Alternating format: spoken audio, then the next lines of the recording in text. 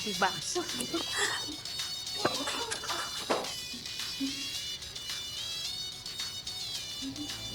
Walang pagkain? Bakit? Nagbigay ba kayo ng pambili? Wow! Hoy! Sampid ka lang dito, kaya ikaw ang dapat nagbibigay ng pera para pambili ng pagkain! At bakit ko naman gagawin yun, ha? Wala ka talagang silbi. Mabuti pa si Tonet. Kahit na pangit yun, eh marunong magluto at palaging kumikilos dito sa loob ng bahay. Ikaw, Ay, nako na, tama kayo. Puro ganda. Wala namang ambag. Eh di hanapin niyo si Tonet kung gusto niyo siya. Bahala kayo dyan. bastos ka ha? Bastos ka! Ikaw, di ka ba bastos? Ha?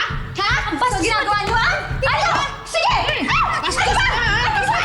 Akala niyo, ha? Pwede niyo akong kaya-kayanan, ha? Wala ka namang pinagpala. Ano? Ano ba? Ano na tayo? Ano ba?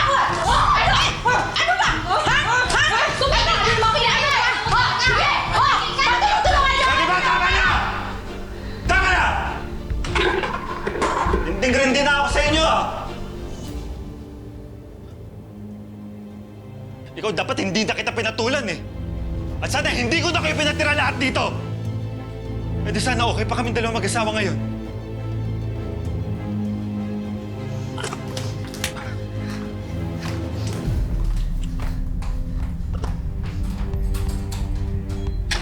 Bastos talaga.